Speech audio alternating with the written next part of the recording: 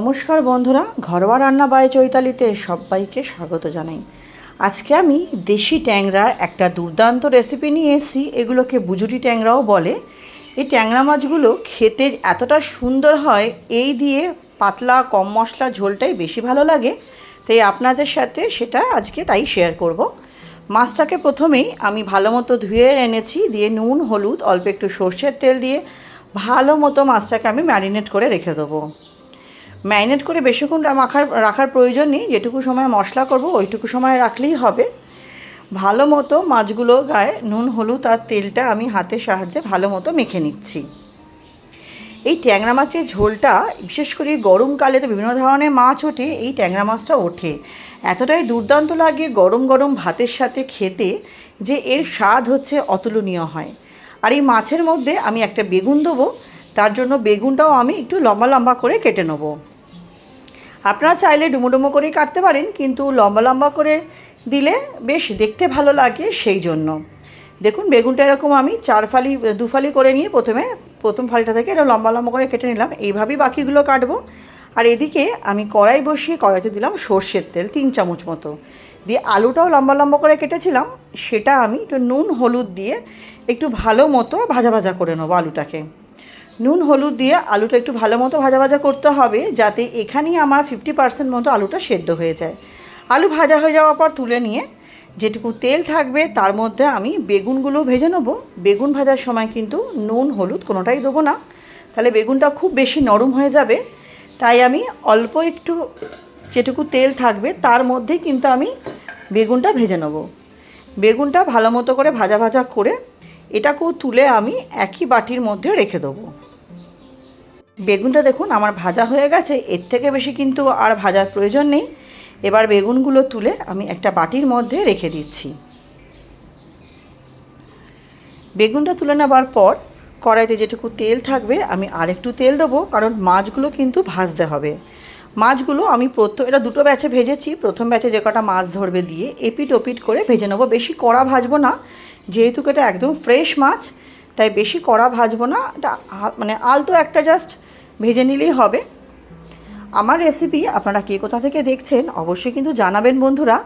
আপনাদের কমেন্টসগুলো পড়তে যেমন ভীষণই ভালো লাগে, সেরকম আপনাদের কমেন্টেই কিন্তু আমি রান্না করা উৎসাহ পাই। এবং চ্যানেলে নতুন হয়ে থাকলে চ্যানেলটি সাবস্ক্রাইব করে পাশে থাকা অনুরোধ রইল।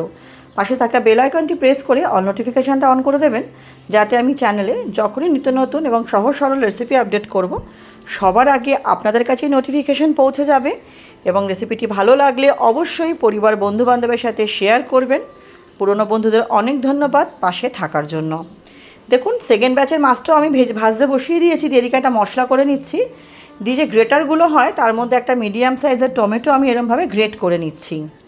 টমেটোটা গ্রেট করে নেওয়ার পর আমি কিন্তু 1 ইঞ্চি মতো আদা আমি গায়ের ছালটা ছাড়িয়ে রেখেছি, সেটাকেও কিন্তু আমি এই টমেটোর পরই একই পাত্রের মধ্যে গ্রেট করে নেব। আদাটাও আমি গ্রেট করে নিচ্ছি।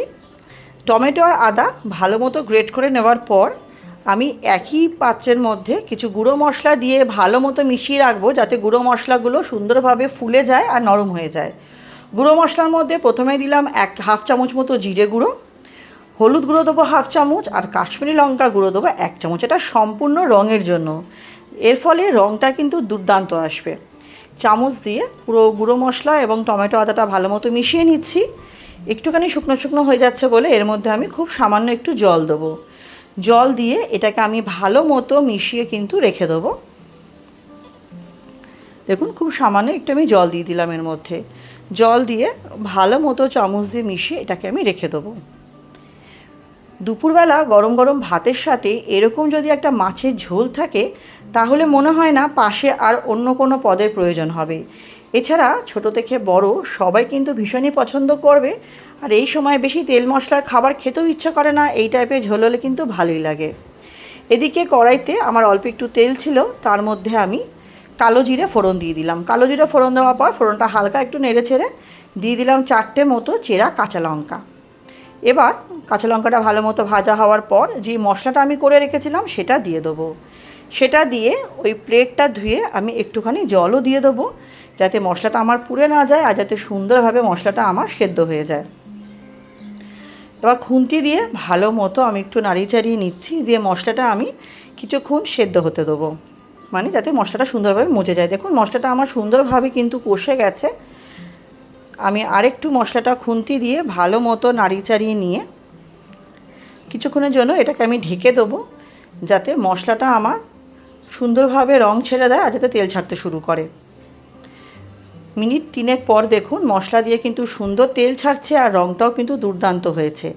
এই পর্যায়ে আমি মাছ এবং আলু দুটোই দিয়ে দেবো, দিয়ে কিন্তু মশলার সাথে একটু ভালো মতো কষিয়ে নেবো, যাতে মাছে এবং আলুতে ভালো মতো যাতে মশলাটা আমার ঢুকে যায়। প্রথমে আমি মাছগুলো দিয়ে দিচ্ছি, তারপর আমি আলুগুলো দিয়ে দেবো, দিয়ে একটু ভালো মতো কিন্তু কষিয়ে নেব। এই রান্নাটা বন্ধুরা অবশ্যই আমার মতো করে একবার অন্তত ট্রাই করবেন, কেমন লাগলো আমাকে কমেন্ট সেকশানে কিন্তু জানাবেন। এই সময় তো বিভিন্ন রকমের মাছ ওঠে, ট্যাংরা মাছ, পার্শে মাছ, আপনারা কিন্তু পার্শে মাছ দিয়েও করতে পারবেন এটা। এছাড়া অন্য যে কোনো জ্যান্ত মাছ দিয়ে এটা আপনারা করতে পারবেন, রুই মাছ দিয়েও এটা ভালো লাগে। অবশ্যই কিন্তু এরমভাবে একবার বানিয়ে দেখবেন, কেমন লাগলো কমেন্ট সেকশানে আপনাকে জানাবেন। দেখুন মশলার সাথে কিন্তু মাছ এবং আলুটা খুব ভালো মতো কিন্তু আমি এটাকে কষিয়ে নিচ্ছি। কষিয়ে নেওয়ার পর কিছুক্ষণ এটাকে আমি হতে দেবো, যাতে হালকা একটু এটা হয়ে যায়। এরপর যেরকম আমি গ্রেভি রাখতে চাই সেরকম জল দিয়ে দেবো। যেহেতু আমি এটা একটা পাতলা ঝোল মতো করব, খুব পাতলা না, তাই জন্য যে চায়ের কাপগুলো হয় সেই চায়ের কাপের কিন্তু আমি 1 কাপ জল দিয়ে দিয়েছি। মাছের এবং আলুর পরিমাণ অনুযায়ী কিন্তু আপনারা জলটা দেবেন, আপনারা যেরকম ঝোল রাখতে চান সেই অনুযায়ী। জলটা দিয়ে খুন্তি দিয়ে একটু ভালো মতো নাড়াচাড়া করে নিয়ে এবার কিন্তু মিনিট 5 মতো এটাকে আমি ঢাকা দিয়ে বসিয়ে দেবো। মিনিট 5 পর ফিরে আসছি। মিনিট 5 পরে দেখুন খুব ভালোভাবে এটা কিন্তু ফুটে গেছে, আলু ভালো মতো সেদ্ধ হয়ে গেছে।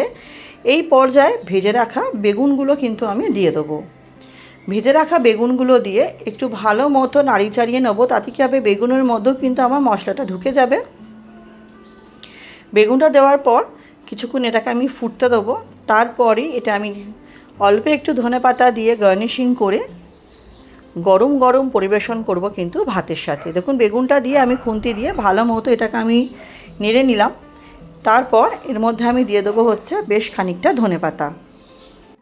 ধনেপাতা দিলে তো সমস্ত রান্নার স্বাদ দ্বিগুণ বেড়ে যায়, তাই ধনেপাতা দিয়ে একটু খুন্তি দিয়ে নাড়াচাড়া করলে রেডি হয়ে যাবে। ঢাকা দিয়ে কিছুক্ষণ স্ট্যান্ডিং টাইমে রেখে গরম গরম ভাতের সাথে পরিবেশন করব। তাহলে বন্ধুরা রেসিপিটা তো আমার কমপ্লিট হয়ে গেছে। আমার সাথে রেসিপিটা শেষ অবধি ধৈর্য ধরে দেখার জন্য আপনাদের সবাইকে অসংখ্য ধন্যবাদ। রেসিপিটা কেমন লাগলো অবশ্যই কিন্তু জানাবেন, আপনাদের কমেন্টের অপেক্ষায় থাকবো। আজকের মতো ভিডিওটা এখানেই শেষ করছি। নেক্সট দিন আবার হাজির হব নতুন রান্নার সাথে। সবাই খুব ভালো থাকবেন, সুস্থ থাকবেন, সাবধানে থাকবেন।